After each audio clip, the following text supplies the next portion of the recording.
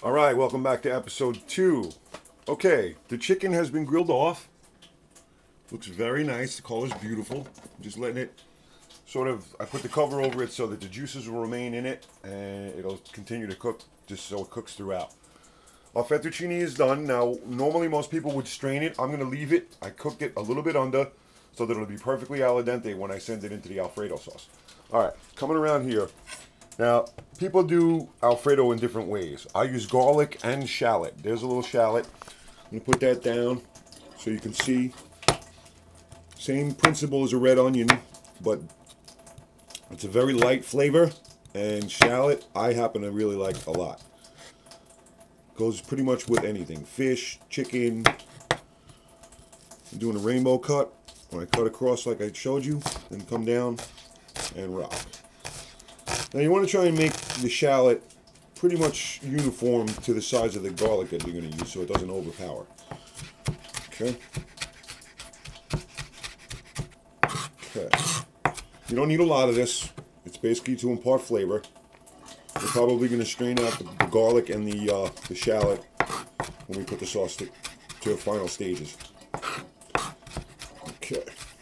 It depends. Sometimes if you want to cut it down really fine, you can leave it in there, but I like to strain it. I think it's better if you strain it. Okay. Now, we'll begin the Alfredo. We'll turn the fire on underneath a decent sized skillet. Okay. I'm going to add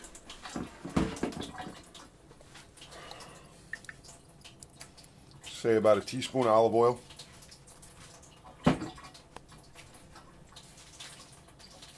Now this is choice. You don't have to add both. I like both because I like the flavor of olive oil, and you need butter for this particular sauce. About a tablespoon and a half right there. Now this sauce goes together pretty quickly, so I think you'll like it.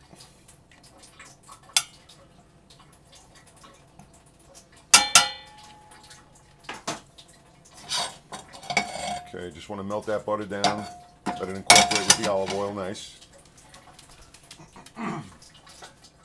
Now, some people use heavy cream to do Alfredo. I am one of those people. You do not have to do that. You can use milk, whole milk, half and half. I like the heaviness. It doesn't affect me like it does affect some people. And I eat a lot, so it's good for a hearty eater because it's a very filling dish. But man, it is oh so delicious. And then you add some chicken in there, you've got yourself a beautiful meal. Alright, as soon as this butter melts down a little bit,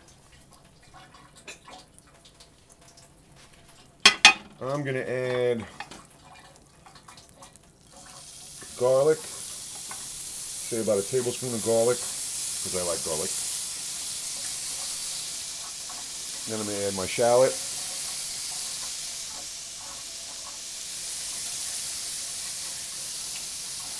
Now, one of the things that I think is very, very important about this particular dish is you want to get it up to temp, but then you want to turn that flame down like that. You don't want to burn anything, okay? You just want to sweat it.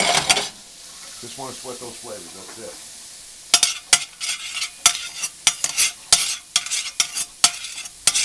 Okay? Now, next step,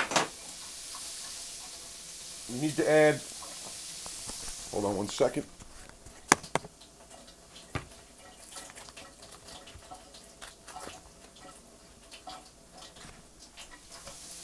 About 2 cups of heavy cream. Nice.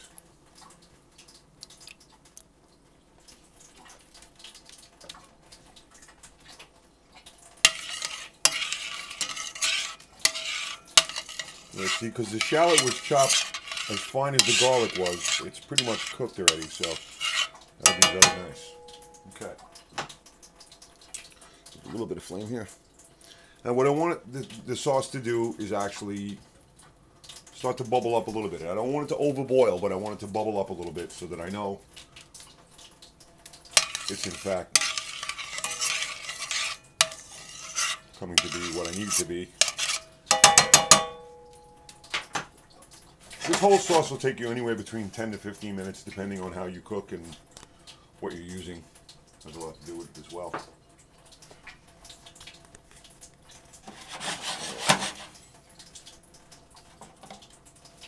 Okay, at this point it's going to take a bit for this to come up a little bit, so I'm going to come back on episode 3 and we'll show you what it looks like.